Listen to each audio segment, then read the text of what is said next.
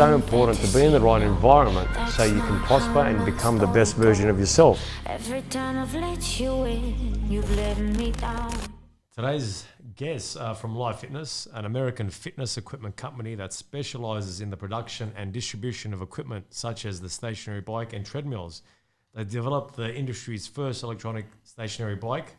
As of 2015, the company has over 17,000 employees and 12 manufacturing facilities around the world.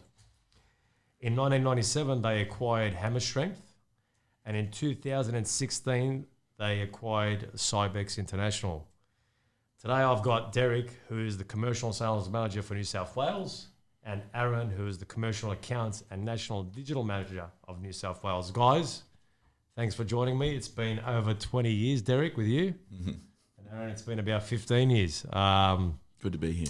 Yeah, great. Guys, it's great to have you guys. Obviously, we've had a long history with your brand, and it didn't often start well, Derek. I thought it did. Well, yeah, I mean, I guess it did for you, but we were like a bit cagey, I guess, when we first met you. What was that first interaction like for you, Derek? Can you remember that far? Yeah, I can. And I remember how young I was. So walking in, I always felt everyone was cagey, and I was being a little bit cagey myself, I suppose. But I remember you and your brother Murat being, really enthusiastic, really into your fitness. Nothing really's changed, I suppose. But I also remember you specifically being behind the counter there, eating your veal, and I think that was all you were eating at the time, and you were particularly lean and almost ready for a competition. So you got that right, yeah, 98. Yeah, that's right. And, 98. And I think I felt like giving you some other food to eat. I looked a bit malnourished. Yeah, well, and I thought, God, that would make me cranky. So just eating nothing but that. But you weren't far off. I was pretty cranky when you came and saw me. Yeah, but it was a long time ago, and I remember your club back then as well, and it was very different than your club today.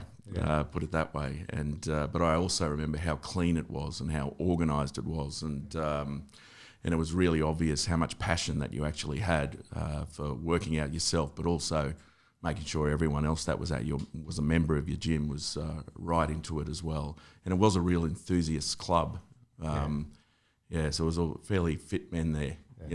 And women, but not many. I was probably the unfittest person, even though I'm far fitter than I am now, but about the most unfit person in that club at the time, that was for sure. I remember in those early stages, we'd only buy equipment off the floor at the expo. Yeah. We'd wait there till Sunday evening. Yeah, absolutely. Yeah, that continued for quite a few years, really. Yeah. It did, I know. Miro goes, mate, we could only buy once a year, and it has to be at the expo towards the end. He goes, make sure you hit them towards the end on a Sunday. That's the best time we can get the deal. To get the gear out of there. And we knew you were coming year after year as well. I remember thinking, oh, here we go. What time is it now? Yeah. And I guess, looking back at it, I mean, the cardio, I'm trying to think what we had. I mean, when we first took over the gym, there was the old trotter treadmills. Yeah, there was trotters in there. Oh, we had Life Fitness bikes that were there, that were chain driven bikes. Yep. But you guys must have had treadmills then. It must have been because we had trotter. We couldn't invest in any treadmills at that time, I think. Yeah, that's right. There were a lot of brands changed hands back in those days as well. Yeah. So Trotter actually became Cybex. And believe it or not, before I sold Life Fitness, I sold Universal. But before I sold Universal, I actually sold Trotter. Yeah. So, and then I haven't sold anything else for other than Life Fitness for the last 21 years. But Trotter was, I think you'd only just had bought your treadmills not that far before. Yeah. But very hard, obviously, to just completely change out everything until, the business becomes quite established. I mean, no one ever says that gym equipment's cheap, right? No. So, and you've got to get the most out of your product. Yeah. You've got to keep those units for 4 or 5 years to get the value back out of them. Yeah, that's right. Yeah.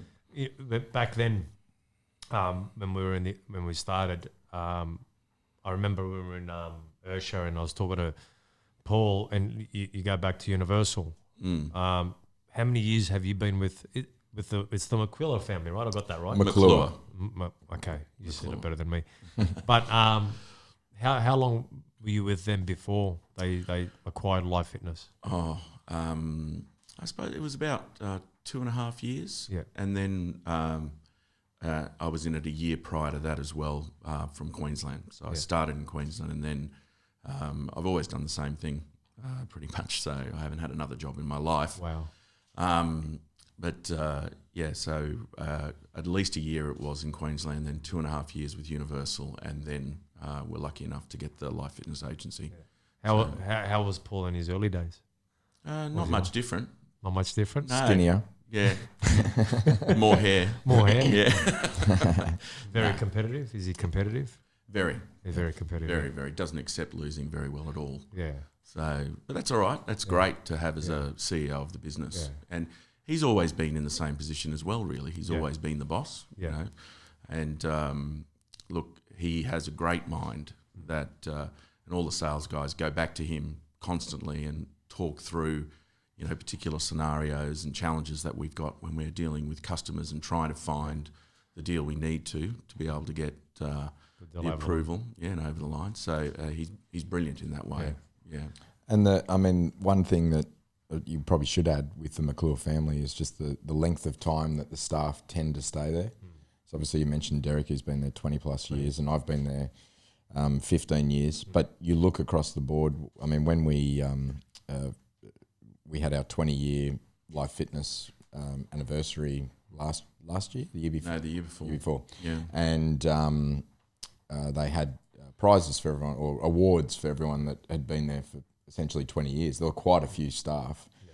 And I would say our delivery team, our installation team, they're all, you know, pushing 10 years plus, basically across the board. So, service team even older. Yeah, yeah. And I think that's a reflection on Paul and Robert and the way they run the business. And one thing I've got to give you, massive raps for is just your service team.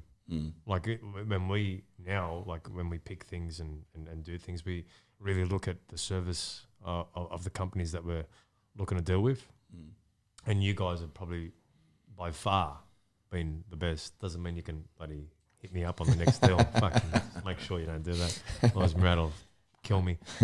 But you guys do that so well. And when the service team come to our club, we know them. And they're comfortable with us. We're comfortable with them. And if you want a good club, you better service your equipment and you better have a good service team behind it. How much of a role does that play in what you guys do? Massive. Yeah. I mean, consistency, trust, reliability. I mean, they're things that we push. They're things that we've concentrated on as our business has expanded. But we've done that because we know how important it is for owners to have that feeling of trust. You know, that starts with the salesperson. Yeah. But, you know, if your team doesn't back the salesperson up and what they're actually saying will happen, then you won't get asked back. Yeah. And, you know, it's very hard to have confidence as a salesperson in your service team as well. You don't see result. It's consistent. There is, we've got that in spades, and it's been the same for as long as I've been doing it. And funnily enough, the McClure family was doing it 10 years prior to me even starting. So, you know, that is our strength. We've got a quality product as well. We've got, you know, a 100%. world-leading product and, you know, a product that our service team and our installation team is proud of, which is one of the reasons I think also that they hang around and keep going and, you know, stay with us. But I think everyone that's been in the industry for a reasonable period of time understands that, you know, if you're buying Life Fitness, yes, you probably pay a little bit more for it, but you won't regret it. Yeah, you just don't. Yeah, and you do get to keep it a little bit longer as well, and it's worth a little bit more at the end. Well, that's true. I mean, even from a second-hand market, everyone wants Life Fitness or Hammer. Like it holds its value, obviously a lot more than the other brands. Is that a culture that resonates around the world with Life Fitness, or is it more? I think so. What Yeah. the Cooler family were able to do here. No, I think so. I think if you look at, I mean, we're a distributor here in Australia, right, so the McClures run the distribution. Is that for Asia Life Pacific Fitness as well? Is that New Zealand as well, or is it just? No, New Zealand have their own, own. company that Yeah. runs the distributor over there. Yeah. But when you look across, say, Asia Pacific, most of it is a distributor model. Yeah. It's not direct market. Yeah. And most of the different countries there are all very stable providers. They've all been there for a long time, providing the goods to the market the same way we do here, and they all tend to be top of their markets in that regard. Yeah. And I think Derek sort of touched on it, and sort of comes back to what you're mentioning, but when you have that reliability and you have the support from the company, regardless of whatever a company it is. I mean, we're talking equipment today, but it could be anything. Yeah. It obviously helps with that long-term sort of repeat business, I guess, or continuing that relationship over time. And that's probably one major difference, I would say. You look here in Australia, most of the equipment companies have changed a number of times, whether it be who's running the distribution rights, whether it's direct and no longer or whatever it might be, it's changed. Yeah, of course. And I think that comes about because it is hard to continue providing high-level product, service, quality over time and keep your customers happy. And essentially that's one thing that I think Life Fitness have always done very well, and I think that's one thing that we probably aim to do because we've got so many clients like Titan that have continued to deal with us for 15, 20 years. I mean, you guys you've known Derek for 20 years. 20, yeah. I was reminded by Derek again today.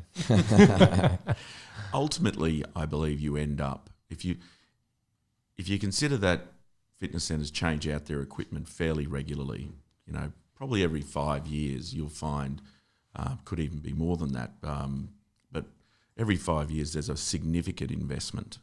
So that a fitness centre makes, and the owners make.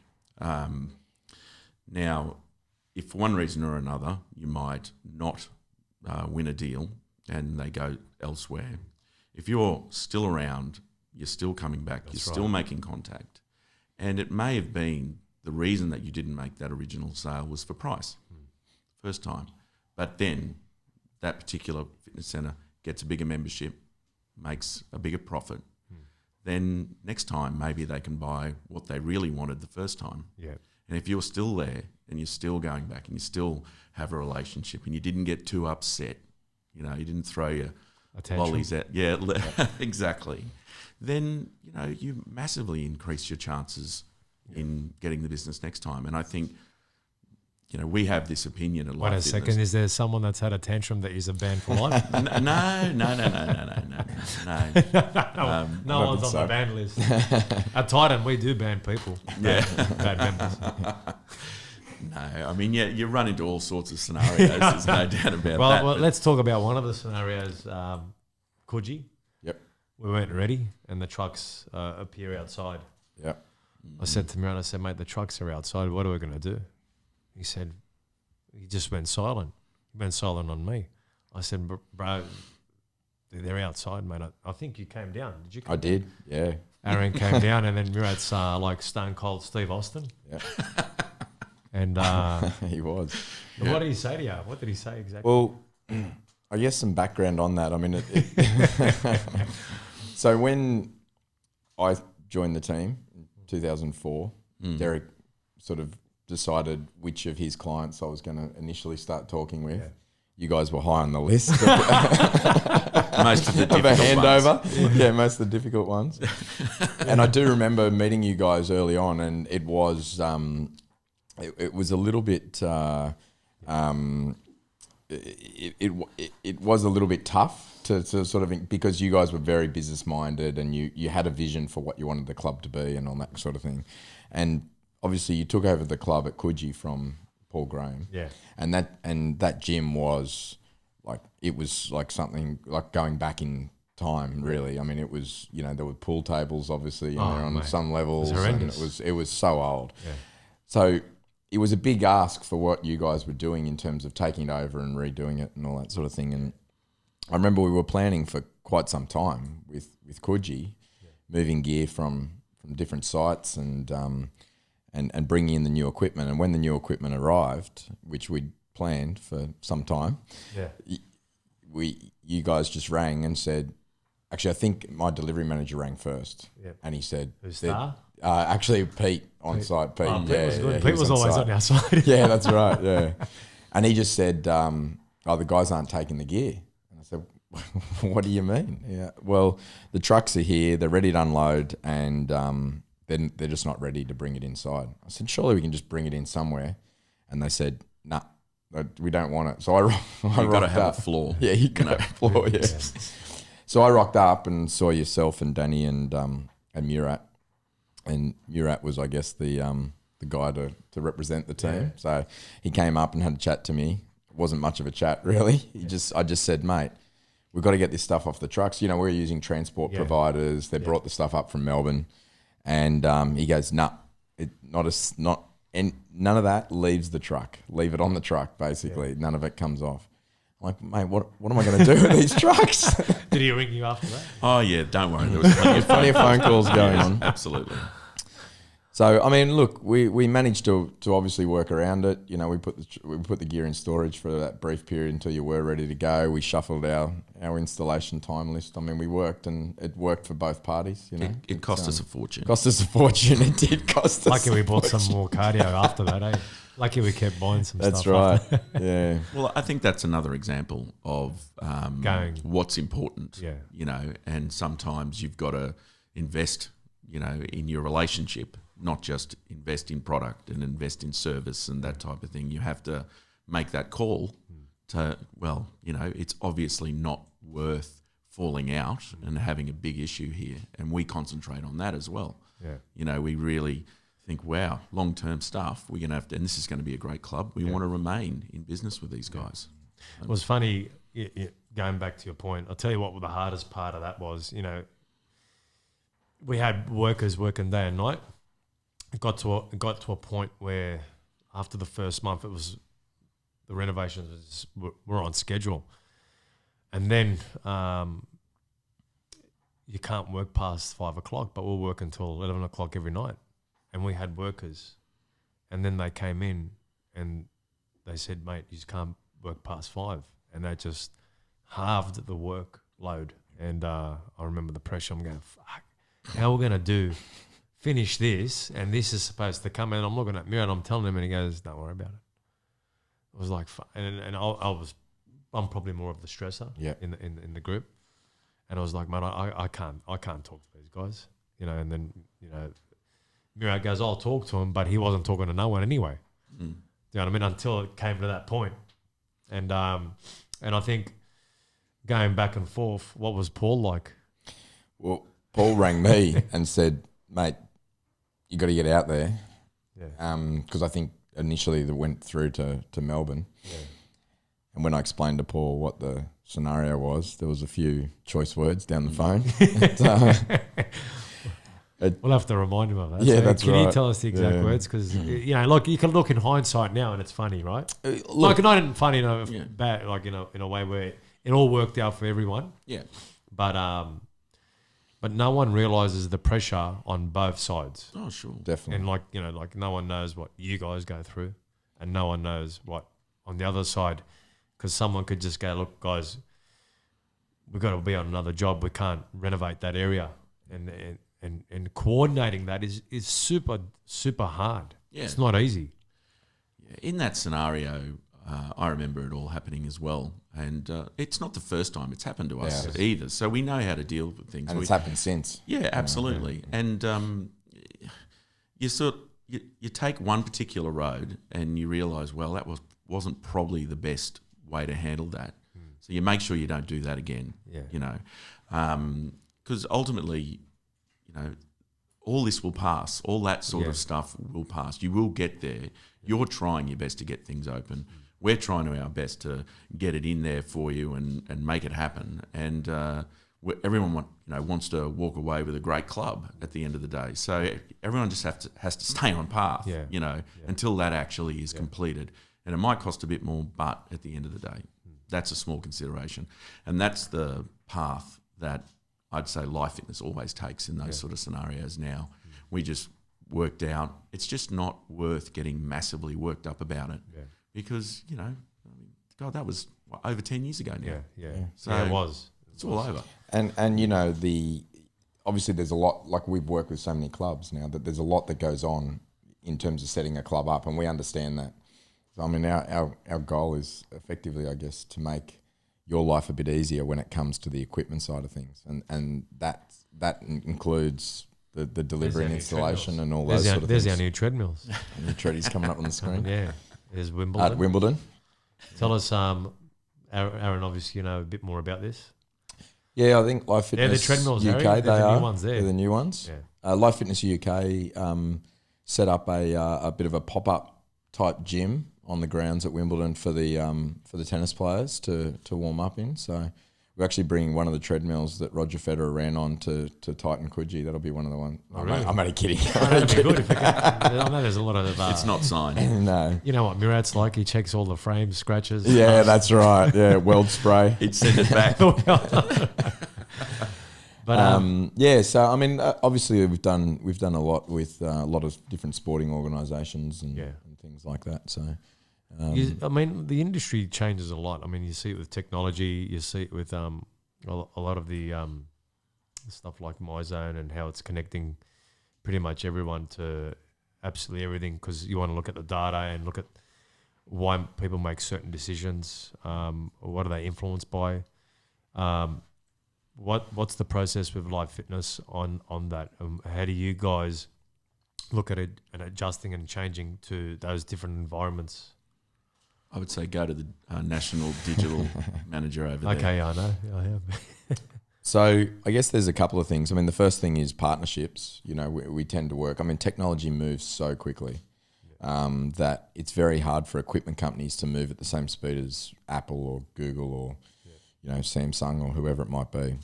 So by partnering with a lot of these companies, we're able to implement some of the things that they have in the machines. You know, the new treadies that are arriving will have ability for members to hold their iWatch up against it and log in with their activity on their iWatch.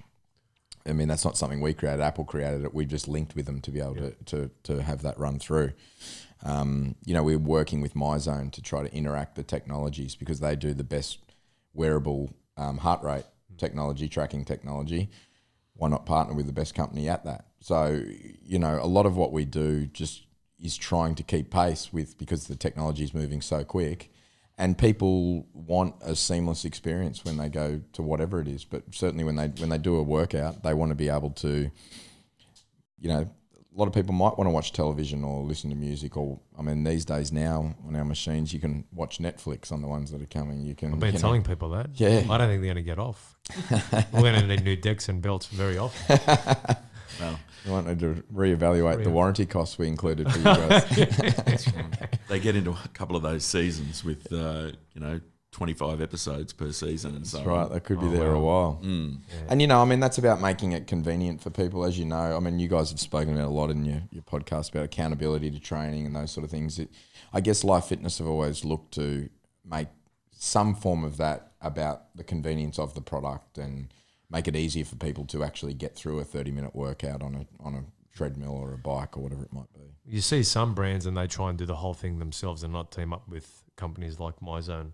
Obviously, you've been telling me about MyZone for over 3 years, and I just got it recently after going to one of their conferences, and it's been a big game changer for me, especially, you know, like even yesterday when I was on the spin bike, you know, I just felt like staying in the green zone, but then it got to a point where I pushed myself to the red zone probably twice, which I wouldn't have done without MyZone. There's no way in the world I would have done it. I just don't like going there, Derek. I know what you mean. But it did push me to go there. And it's funny, we're talking about relationships, and you were telling me for a while about just how good it is. When I look at a club like ours, and you know, when you look at the demographic of people that do classes, there's a lot of people over 40 doing it. They're always sort of last to get onto the technology of, you know, what's coming to keep them more accountable. I know for sure that you do push yourself harder with MyZone, like 100%. Yeah. Like there's no doubt about it. How do you think the challenge is going to be for you guys to get more of the older people moving towards a lot of that stuff? I mean, I think that's changing already, just because a lot of the older people that are in their 50s or 60s didn't grow up with the technology. I mean, now that's not the case. I mean, now, you know, you see 1 2-year-olds swiping on iPads and pressing buttons on iPhones and things like that. They understand how the technology sort of works. So I think that's changing a little bit. But I agree, like the early adopters of My Zone in your club are going to be the people that are a little bit younger, and they like to track what they're doing and they like to push themselves. I think everyone's competitive. Yeah. Whatever we do. Yeah. Competitive with the teams we follow, competitive with Actually, when he's in the class, I know I might be able to catch him a couple of times. You know, if we were on a treadmill next to each other, I can almost guarantee I'll look across and see what speed you're going and make sure I'm sure. Yeah, that's why I get him on the equipment upstairs. That's right. They do the weights. You know what I do for him, Derek? I go, I'm going to teach you more about your equipment now. So he's getting sharper. Yeah. He's definitely getting sharper. But I always try and take him to where I can beat him. I can imagine. That wouldn't be too hard for you, Metz, I think, especially not on the strength training machines. You got him done. Starting to struggle a bit, but I'm getting better. But that's a big role in what Live Fitness are doing, partnering up. Definitely. But I don't think you'll always get everyone into the technology of it. I mean, the fundamentals of exercise are still the same, and you know, there's a lot of reasons that people join fitness centres. It's not only for technology. I think you've got to have quality, but you know, the relationships that they have with people as well. I mean, there's an argument that sometimes suggests that technology takes away from the relationships because people have their head in a screen or people have their head in a phone. When I think one of the most successful things that you can do with your members in a fitness centre is just talk to them and have them talk with each other. I think the role of technology is to enhance, you know, not just control either. But I think it's also very important. You've got to be seen to be moving with the times as well. So. From a practicality perspective, like, you know, I think one of the advantages that we have is that I'm on the floor all the time. And you get to see it more now. You get to see the patterns. You get to see the conscious decisions people make while they're in the gym. You know, I'd done a spin class yesterday, and, you know, I'd finished the class. I thought one of the ladies was in the spin class, but she had finished the HIIT class. And obviously, you know, being in the gym owner, everyone knows your name. And sometimes it's getting hard, Derek, to remember people's names. And I didn't, you know, I don't know her name, but what was interesting was she loves just doing HIIT. Yep.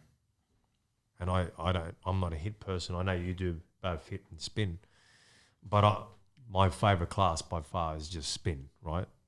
If I had to pick one, and sometimes I don't go in there just depending on how I feel, obviously.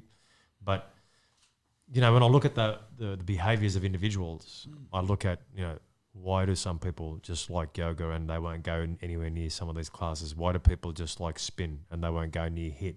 Why do people like HIIT and they just won't go near spin? And the behavioural patterns of individuals is completely different from one to another, and they could be the same age. It doesn't matter age nor gender. And when I start looking at that and the choices that they make, it's so hard to pinpoint, you know, how they make those choices. And a lot of the times we live in the thoughts of what we're fed, you know, through different media outlets. And, you know, one of the biggest things that I see for our club, and even if I look at the broad spectrum of health clubs around the world, it's obviously creating a culture where your team can connect with those people. So if someone's good at HIIT, how do we make them better? If someone's good at spin, how do we make them better? If someone's good at yoga, how do we make them better? How do we make it more interactive? But not only that, how do we not ostracize those individuals that even if they like spin and I like HIIT, we still love fitness? Yeah, definitely. But it's very hard to ask people to step outside their comfort zone as well. I mean, if they do yoga and they're happy doing yoga and they've never done a HIIT class before, you know, I can find it completely understandable that they look over and see what's going in a HIIT class, and you know, it's pretty intimidating to say I'm going to put myself in that scenario and I don't know how I'm going to feel. I don't know how my body's going to react. You know, they might be thinking, you know, after 5 minutes, I'm done. I want to walk out of there. But then there's an instructor there pushing me to the next station. willing me to go, 95% when I'm already at 110 and I'm ready to die. It's really difficult. And adults in particular don't like learning new things a lot of the time. They don't like putting themselves in a position where they're going to get embarrassed, and that's why it's so important, I believe, that, in a fitness or a health club scenario, everyone feels very, very comfortable in that environment so they can step outside their comfort zone a little bit, and try something new within the club, because if they do that, they'll stay members longer. Yep. There's no doubt about it. When you only use that really small part of a club, it can get a little bit monotonous for, the member potentially. If you get them in, doing multiple things in the club, they're going to meet more people, they're going to talk to more people, they're going to stay longer. Yeah. It's fundamental. It's funny when you look at that and you look at, you got your F45s, your anytimes, your snaps, your Barrys, round 12. When you look at those, like we get a lot of members from all different types of single entity fitness sort of centers and gyms and boot camps and all that kind of stuff, because I find that people find it hard to stick to one thing, and when you can create a balance, you tend to get greater retention at a club. I know from Rockdale, because we didn't have that. I know from Kenzo, we didn't have all of what we had at Coogee. But you have to make sure that all those areas are really narrowed in and they're really good. Your yoga's good, your spin's good, your hit's good, and then your weight section's really good. And what I say to people is, have a look at your main dish and have a look at what you want on the sides, and you add those sides in, so it just refreshes you. Oh yeah, right. And I have that analogy for everyone, because when you stay doing one thing and you just like that one thing, you're going to keep searching for that one thing everywhere, right? And you're never going to find it. You think you are, but you're never going to get right there. And, over the years, one thing I've kind of been studying is the behavior of individuals and where they move to. And I think from, and we talk about it a fair bit. I guess when you guys are designing new things for live fitness and you're seeing, those functional studios, that must have started to change your game plan of where fitness was going. Absolutely. And it changes it changes all sorts of clubs, and eventually the bigger clubs that we work with everyone, I suppose, a huge cross-section of clubs. We work with boutiques, we work with, personal training studios, we work with big service clubs, we work with cheaper clubs, it just goes on and on. You see, the whole industry is looking for what's working right now, and also with this background thought of, we don't want to become obsolete, we don't want to be surpassed. It's been very interesting the way the whole industry, the whole fitness industry has started to move. Everyone is really trying to find their spot. So it's really difficult as hard. well. It's extremely hard. Well, I think it's harder when you're a bigger club like Titan. Yeah. Titan is also, it's not just a bigger club, it's a premium club. So you're absolutely right. You've got to be good in all aspects, and really, but that's your section of the market that you've chosen.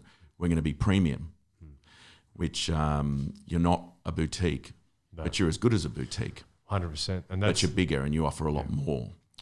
So, and the boutiques, which I guess we're referring to, places like F45 to an extent, and Barry's and Orange Theory and these sort of facilities. Most clubs have tried to be able to, that they are trending, like that people like what those facilities offer, but they're hard to be a member of alone, some of those, with cost or the style of programming or whatever it might be.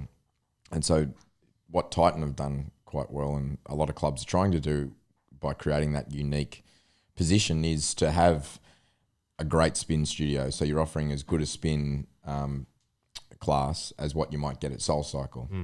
A great hit studio offering as good a hit class as you might get at a good F45 or a Barry's or whatever it might be. And the clubs that are doing that really well as independents and full big box clubs, I guess we'd call them, are the ones that are being quite successful. And They always were as well. yeah, well, that's true. Yeah. And that's one of the major things I think that has been hard in the marketplace, because obviously I think when I started, it was probably 4% of the population were members of health clubs, and there were far less health clubs around. Yeah. Now the latest stats from IRSA are around 18%. There's way more clubs, obviously, in Australia. I mean, some of the if you look at the franchise last ones 10 alone. years. Yeah, exactly. So with that influx of clubs, obviously there's been an influx or an increase of members, but at the same time, those clubs have had to try to find something that's unique and to keep people, active and enjoying their time at the gym and that kind of thing. So What's funny, it's gone from a luxury to a necessity, fitness now, because at one point it was a luxury. So in down times or when the economy wasn't doing well, everyone said, all right, the first thing I'm going to throw out is my gym membership. But now it's become a necessity because people are realizing more and more that if we don't move, we're going to have, a cascade of problems where you might, lead to depression and anxiety and poor health. much more than that, poor health. And people are realizing that without that, they can't function at work, family, and, even from a recreation point of view.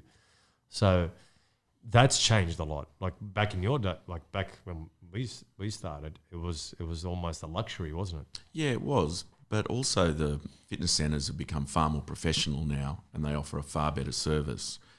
Back when we started, it was the Wild West. It was the Wild West. Yeah. I mean, you didn't really know what you would get when you joined a gym back then. Yeah. You didn't know if you were going to get any value for money whatsoever.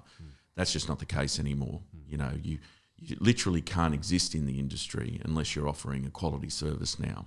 Because there are many ways that people can exercise outside of the fitness industry. That's right. There's plenty on offer. There's all the sports in the world and the, rugby league training, you play rugby on the weekends, you go ride a bike and whatever it is, run along the beach. What's made more people join health clubs, without a doubt, is their level of professionalism and feeling secure. Because when we started, gyms used to go broke all the time. Yeah. And they used to sell memberships, up front. And they'd say things, I tell you, we'll give you 18 months membership, or you buy 18 months membership or we'll give you 12 months free or something, I mean, it was just all over the place. Yeah. And, you'd give them this, you'd give them all this money, this upfront amount of money, and they were doing that to everyone. There'd be 1,000 members in the gym and then the gym would close. Yeah. And everyone would lose their money and then you'd end up on current affair. The whole industry is on current affair. I think we done a 6 month free when we started, but that was because of the old owner. We were just going off what he used to do and his, sales tactics or call it what you will. It was a summer deal. Yeah. And then that was the industry. It was. Yeah. That was the industry. Like everyone was doing it, right? So everyone was just doing what the next person done in the industry. Well, everyone was trying to survive and trying to work, make a profitable business. Yeah. At the and end it's of the funny, day. back then there was hardly any competition. No. Like compared to what the competition is now, it's like, but nowhere near as many people were interested in coming to the gyms. Yeah, 100%. Because which comes first, the chicken or the egg in that situation? Yeah. Do you set up a gym because people are there waiting to join a gym, or do you actually set up a quality gym that inspires people to come and join it? Yeah. And I think it is actually the latter. Yeah. And that's a hard thing to do with any business. I suppose it applies to all businesses, but it is enormously expensive, as you know, to set up a quality health club. Yeah, it's 100%. massive. But you've got to put it in, otherwise the members just won't come. Yeah. So, I know from my experience in the industry, obviously, when I first started, we didn't have a creche. I wouldn't even know how to run a creche and what to do there. But then, having over 80 group fitness classes and just how much group fitness matters to your overall retention. Looking at, the different CRM systems we use to track, different genders, obviously, has become vitally important. These are the kind of things that I wouldn't have known existed back in the old MS-DOS days. I forget what we had. I never know if people were swiping at Rockdale. No one wanted to swipe. But data has come a long way. right? And you know, when you look at your new cardio and what's to come there after that, it's about collecting that data. So then you guys know what to do next, right? How, you know, from your perspective, when you go around to all the different gyms, how important is it to learn about, you know, what your clients' needs are, in order to make them, you know, obviously stay afloat. Because if they don't, I guess if they close down, it's becomes less business for everyone. Oh, Yeah, definitely. Of course. And a lot of the equipment's, you know, financed through us and, Yeah. and all those sort of things. But I think we've always taken the approach of, we sit down with you and we say, what are you looking to do with your club? What are you actually looking to achieve with it? What's your sort of target market, etc. And then from there, we work with you to, I guess, mould a solution that is going to be, 1, successful, 2, profitable, and 3, is going to be somewhat unique, you know, to what else is around you, so that you do have longevity in the industry and those sort of things. So some of that data you might be able to say can be captured from products, but a lot of it is just what we've learned in the time we've spent in the industry. I'm sure same as you guys. I mean, you guys have sort of learned a lot in the time that you guys have been involved. Yeah, I think it's one of the most important things to stay afloat. You know, we're inertia, and obviously, you know, one thing I'm going to touch on is a couple of the things that I like doing, but I haven't done for a while, and it's the golf. Yep. The golf day when our team won. We did. I put you in a really good team.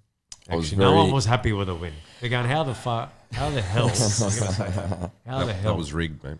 Yeah, I know it was rigged.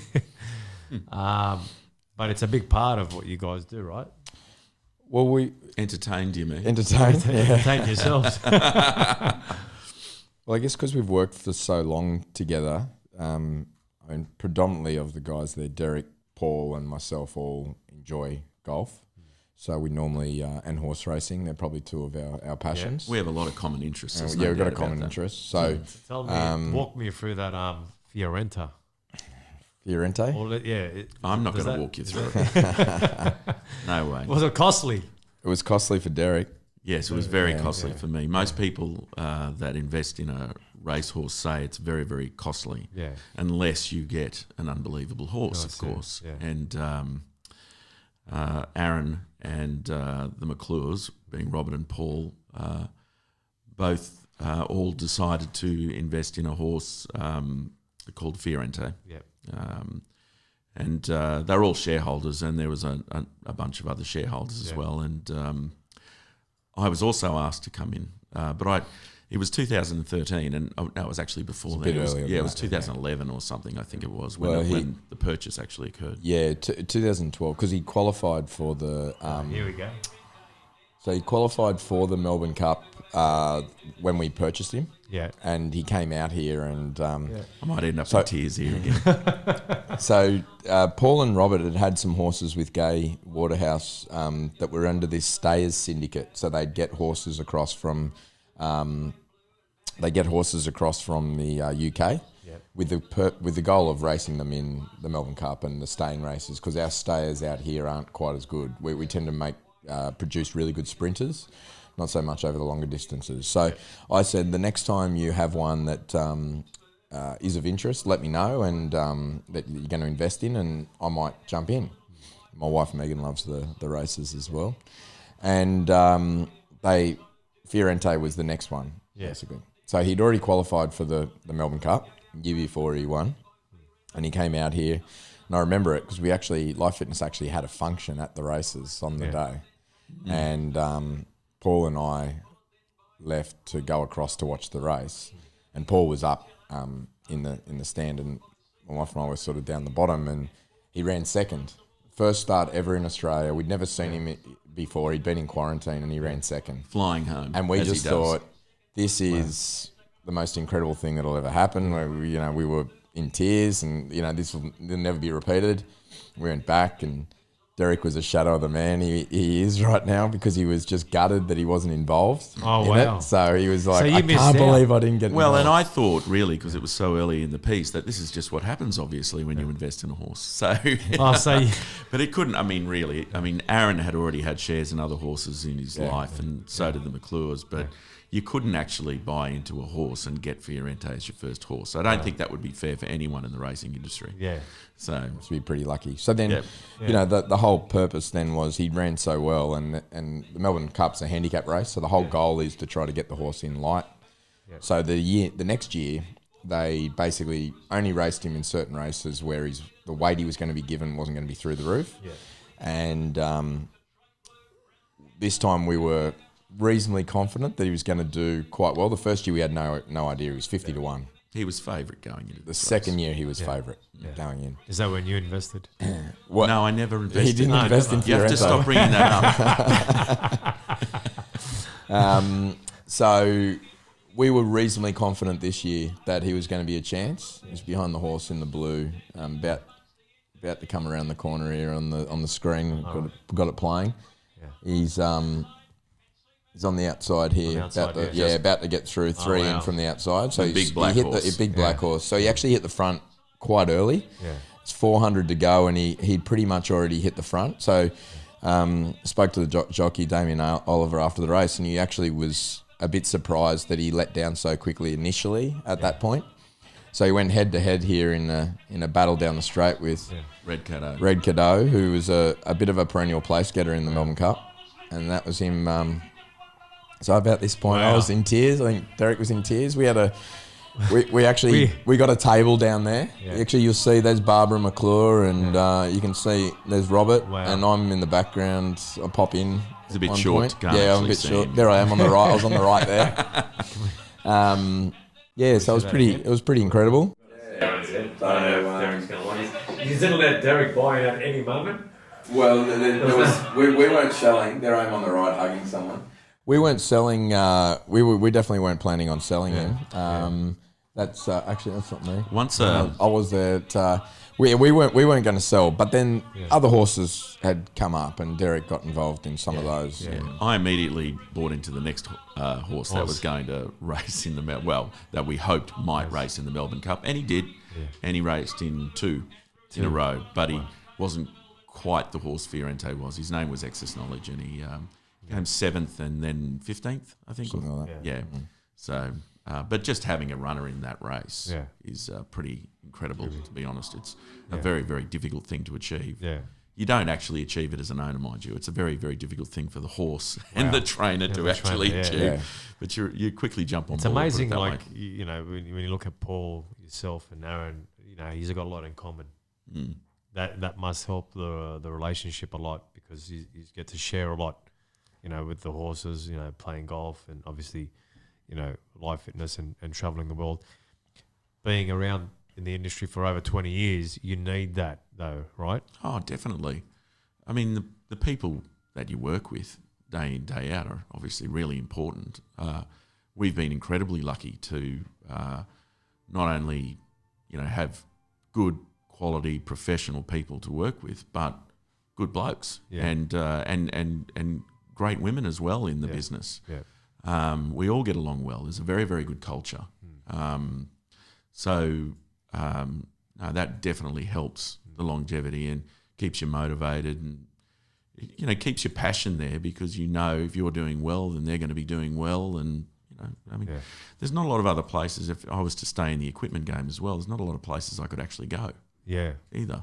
Yeah. I mean, people would laugh if I showed up selling something else, really. Yeah. And I think that would be the same for Aaron and That's what we quite a do with number of- everyone. We laugh at them when they switch companies. It just doesn't work. Yeah. Who's the best golfer in the group? Oh, without a shadow of a doubt, Aaron. Aaron, yeah? Yeah, I've got Yeah, it's them no covered. competition, Where's really. Paul at? Does he Paul's- hate it when he loses? Paul's probably in between. Oh, he's probably similar level to Derek. He's probably a bit better than me, to be honest. Yeah, you know. It depends when he's on and he's not. Last time we played, I beat him easily. Really? Yeah, easily. It was Well, he's wearing Noosa, right? Yeah. Just recently. Was that the last did time? Have a, That was the golf last time. weekend up there. Yeah. Paul didn't go well? He doesn't like the course. He doesn't. No. He feels like it's got his measure. Really? He likes nice, big, open courses. Doesn't everyone? When you're not real good at golf. Likes no wind, short holes, and big open courses. It's kind of like putt-putt. We got to go out soon. We all got to. Yeah, well, we had a great day on the golf day, and like you were saying, you looked after me being a Tigers supporter. Well, we're going to have another one in November. Yeah, The so November one's going to. I've got to make sure I pick a good team again. We'll loved it. We'll You get had Derek the and Tigers Paul. players, yeah. That's what I was about to say. You looked after me by getting Yeah. me to play with Noffa and Hodjo. Yeah. So we'll get Derek and Paul up this year. Yeah. They couldn't make it last year, but Yeah. we just won't play with them. We'll put them on I was another going to team. say, if you do, don't expect to win. You know, I'm going to put them with Danny. Yeah, Danny. Yeah, give him Put a him with Danny. Danny. That'll be hilarious. Murad said he'll just be on the buggy. He doesn't want to hit. Yeah, I asked. Is he a real Danny, hack, is he? Well, I asked Danny why Murat wasn't having a hit at the charity What did he day, say? and he said Murat doesn't like to fail at anything. Well, he can't swing the golf club because his biceps are too. That's true. Yeah, he's like the it's like the Seinfeld episodes. He chooses not to run. Yeah, that's right. Yeah. Yeah, but I mean, it's such a good sport to go out there and obviously play with your clients as well. Oh, You definitely. get to know them a bit, and there's nothing better than challenging yourself on the golf course. I mean, it's a tough game, obviously. Yeah. Anyone that's ever played it, but it's just socially, I think it's fantastic. I mean, that's the main reason I do it. It gives you 3 or 4 hours just to chat to a few blokes on your way around, and Have a few very beers. low key, maybe a few beers, depending. Afterwards. Yeah. But when you take clients out, you do see another side of their personality. There's no doubt about it. Really? Oh, Like definitely. the anger. Oh, well. Like get pissed off. Not always. Hacking? Yeah, well, not but The just weekend hackers. handling the pressure. Yeah. You know, the pressure Yeah. of golf. But not many take it seriously, Yeah. to be honest. When you go out for a social game Social game, mostly. yeah. Yeah, unless they actually do play golf. It's only the golfers Yeah. that lose it because they always think They're that too they're better serious. than they really are. Yeah. Yeah, We've got to try and test something up in the next couple of weeks. yeah, there you go. I've got to do You've something. been getting any Just- lessons lately? I haven't, but now after this chat, I'm going to have to do something. We'll take you out whenever you want. No, Mets? we'll go.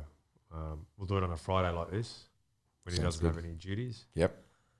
Not like last week. He had some duties last week as Yeah, well. well, I think That he's was got important. He's got a daddy-daughter camp this weekend. No, well, I get that. You see that part there. I told him it's going to be a lot easier as they get older. But look, in one way it will, but there'll be more questions. Yeah, there'll be less sure. affection. Yeah, I don't want to talk to you. Looking at the industry now, do you guys have a glimpse of where it's going? Do you kind of see? Obviously, I done one of those feedback things with Life Fitness about where the industry is kind of going and what kind of interaction. And they're asking their clients, what do you guys want to see more when you use cardio? Where do you guys kind of see it evolving to and moving towards? It's a very big question because it will continue to change.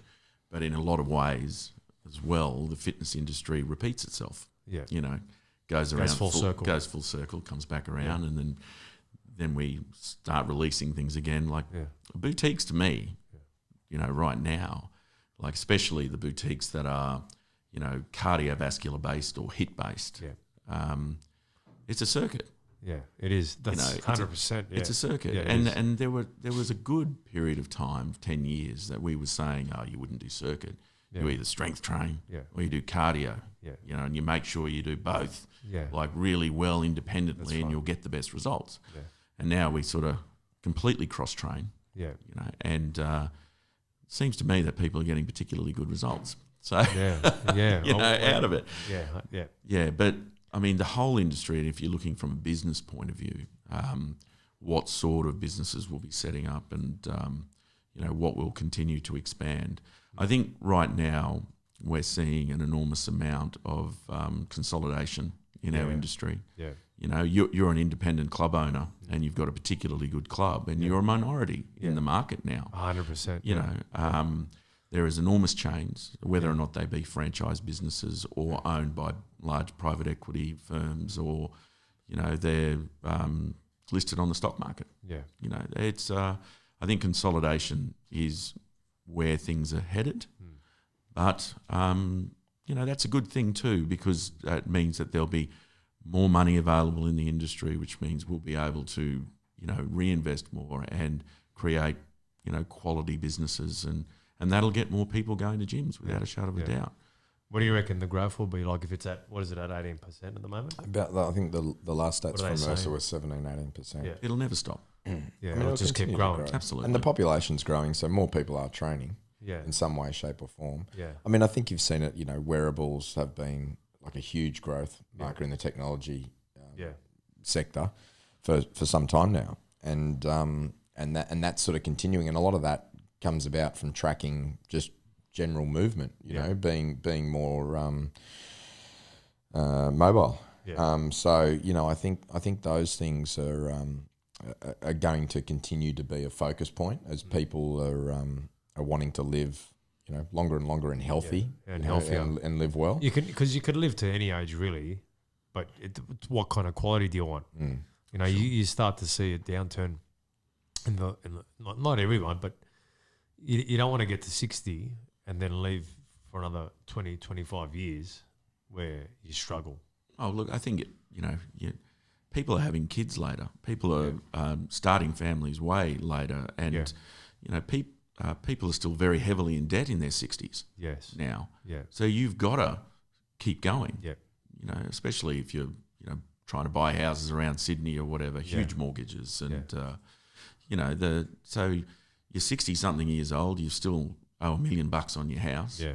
And you're sending your kids to school and, because they're, only 15 years old because you had your last kid when you were 45, Yeah. It's just the way the world's moving. Yeah. It's We're not an aging population as well. Yeah, sure. Yeah. And so, and we're not prepared to start all that stuff either until we've had quite a life before. Yeah. So we're trying to find partners. We're, thinking, but now am I really ready? And you're in your late 30s. My advice to those people is get ready. Get ready. Do you think people are just getting along less? Oh, no, not at all. Or is there more choice because of social media and they don't know what to Definitely pick? more choice. But they may not know what to pick though. I'm not sure where this conversation's going there. Yeah, I mean, there's definitely more choice. I think there's more choice in everything, and I think that comes about from the consolidation of the clubs. If you don't run a good health club these days, your time is numbered. It is a lot harder. And if you're not doing the Titan Fit 40 challenge, you're not going to live long enough, right? That's right. So I'm a recent completee. Well, you know what's I funny? just completed the challenge. Yeah, let's talk about that because obviously you started doing it after watching some of my Instagram story videos. Yep. And because he turned 40. I did. That was turned the other 40 thing. You know what? the day after it started, actually. Yeah. There's a guy that you were training this morning that looks like you. Really? So I was going to take a photo of him. But fitter, I But bet. no, he's But got fitter. more hair. He's got more hair. He does or I do. Yeah, no, he does. But your hair still your hair's actually grown more through the nutrition. Now that's a long bow. Jeez, hey? That's a long So bow. I mean, you've done the Titan Fit 40 challenge. What was it like for you? Look, I've always trained, and I thought I was in reasonable health. It was probably a little bit of a when I went and did the scan and got the measurements done and all those sort of things. I probably had been a little bit slack on certain things, and a lot of it was a combination of diet and exercise. So And alcohol. yeah, and booze, which is part of the diet, I guess. It's part of it. But committing to the 40-day challenge and the There's staff, a lot of booze on this night. the staff were great. Yeah, actually, that was when a we're good over night. in the US. Derek, you missed out. Paul was on fire. Yes, I do Paul was remember. on fire that day. Born and raised. I'd Like- been there plenty of times before. Yeah, we didn't even have enough time for all of Paul's stories, but you No, he had some good stories. Yeah. I mean, I guess, like this, where you're going out with clients and you're having a few drinks and those sort of things. Those calories are pretty much dead Yeah, but we calories. They're weren't pretty doing hard the to. challenge there. I Exactly when we wasn't. came I back. definitely wasn't doing the challenge there. So I guess it was a bit of a reset. Yeah. I would say. So it allowed me to sit back and realize what I had maybe been some bad habits I had been falling into, and even just tracking like my food and having the support of the guys there, the girls there, Orla and Yaz and those guys calling through the week to check how you were going with your diet and your training and all those sort of things, was fantastic. Yeah. And I mean, my results were great. For me, I mean, Yeah. I lost Well, if you count, I had another scan a couple of weeks after because I've maintained the training and I've lost 10% body fat and basically put on 4 kilos of muscle mass, lost a couple of kilos overall. So we made really sure, we happy. really made sure the strength training was very... Well, I was training with you, which was interesting because it was, I mean, it was great. Yeah. It was a great way to train, but it certainly kept me accountable. Yeah. I wasn't really a 5 a.m. training guy. Really? But no, not really. I probably train more in the evenings, and that was probably part of the problem for me. Yeah. That I was falling into habit of if I had a long day at work, got home, I make an excuse or whatever it might be. I actually find the mornings great if I need to stick to a routine because I'm up and out and But training. you know what was great about your results? We didn't really make it that hard, really. Well, like if you looked at it and you looked at the program, it was just, we kept it simple. Yep. And we made it easy for you to track things. We also created the accountability around that. Definitely. It's so easy. I reckon Derek could probably do the next challenge. Well, you usually invite people to do the next one and all that. We're going to give them no choice. Not this one, but the one after. We're doing this publicly, obviously. Yeah. Can't avoid As long as you keep the cameras away, I'll be fine. No, Can't avoid cameras. it now. Look, you know what? I'll be honest with you. I just make it very simple. Sure. And I'll say, look, come to a spin class this week. We're doing weights. With the weights, we just take our time. We keep it short. We just take our time. But I think it's how we balance the whole routine. And we looked at your routine. We knew you were playing hockey on the weekends. We knew, not to go near your legs because of the amount of running that you do. Yep. So we almost, There won't be that catered. problem with me. Does he like doing legs? I'll do plenty of legs. Yeah. But Yeah. I won't But I have remember, running. You won't go running. You brought one of your mates from overseas, and we were talking about the challenge way back then. Yeah. Talking about the challenge way back then. Obviously, it's evolved a lot.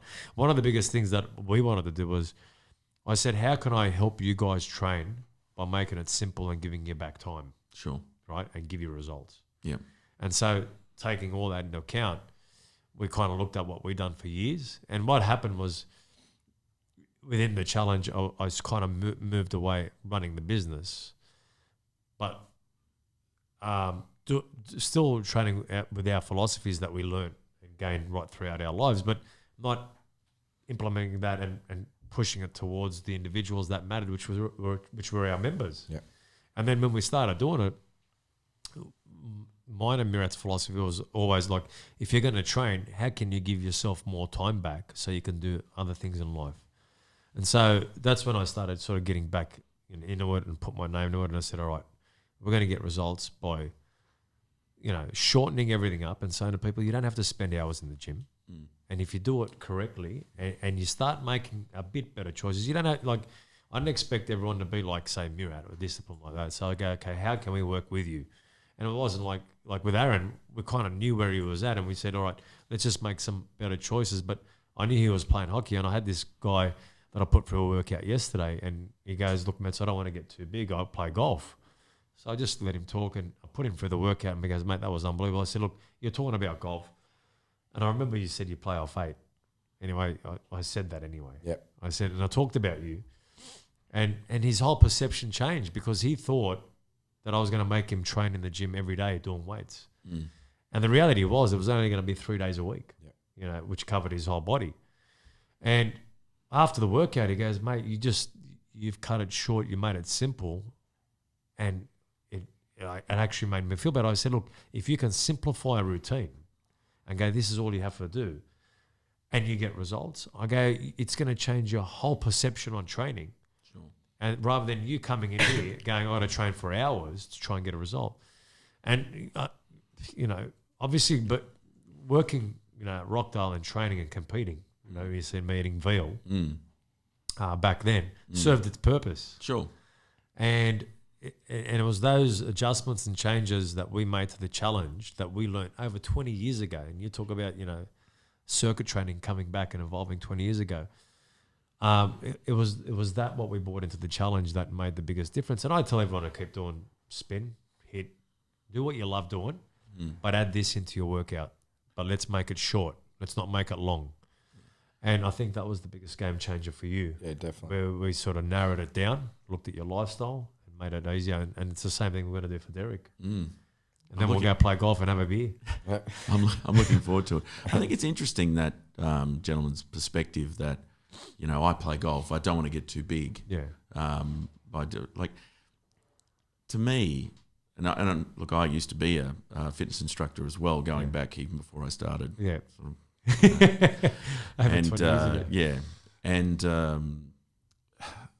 I'd commonly get that, especially from women. Look, you know, I don't want to go too hard. I don't want to get too big, and that's their perception. I mean, little do they know at that point in their lives how much dedication it actually takes to get big, to get single-mindedness. You know you know, like back when you were looking to get big yourself, you know, and get. And it was still hard for me to get. Oh, incredibly hard. It was still extremely hard. But it's the perception that the general public have of weight training, and therefore our industry, like what they're thinking is that if you go to the gym, you'll end up being one of these big muscle men. Yeah. You know, and it's just flat out wrong. Yeah. I mean, and that's how our fitness centres needed to change. I mean, that was more the case back, 20 years ago than it is now. Yeah. Really what we're saying to people is come to our health clubs and get healthy again. Yeah. And feel better about yourself. Yeah.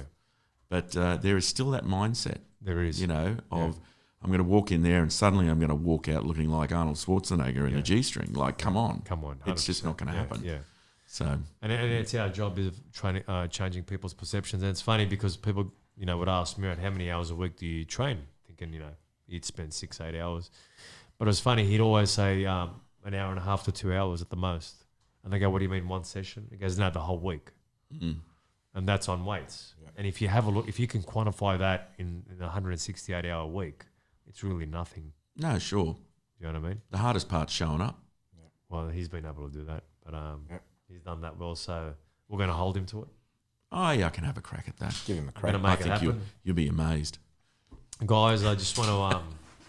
No, he's coming. He's got no choice. We know where Publicly he lives. shamed Yeah. him now. That's right. You know where he lives. Pick him up. We just go pick him up. He's only up the road from the gym anyway. Yeah. I'll do it. Yeah. Did you enjoy today? How'd you go? Yeah, good. Yeah, it was Yeah, good. terrific. Yeah. But I just want to thank you guys, and obviously, our long-standing partnership. There was a couple of rocky roads, but everything We made it full circle. Yeah, we We made both live in Coogee now. Absolutely. Didn't think that would happen, but it's been great. I look at you guys as, from my perspective as the number one brand, and I wanted to bring you guys on. Even Harry remembers over 10 years ago, Life Fitness is the only brand that he recognises, and he recognised when we chose Precore, and his training just went off the rails, and he's never been able to train since then. But I just want to thank both you guys for joining me today, and I'm looking forward to doing more things with you guys as well. Thanks, Matt. Been great for us too. Yeah. And finally, where do obviously Life Fitness? Just go to lifefitness.com.au and you'll see. Oh, everything. absolutely. Yeah, that's the easiest way. Yeah, Just there's a lot log of onto on there. YouTube. You see everything on there. There's plenty of social media channels, Yeah. Facebook, Instagram, etc. They're gonna have to put Hammer strength, our video on there, I strength. think, Harry. They're gonna have to put our video on that. Yep. Yeah, beautiful. Oh, we will. Definitely. Fantastic. Thanks, guys. Thanks. Thank you.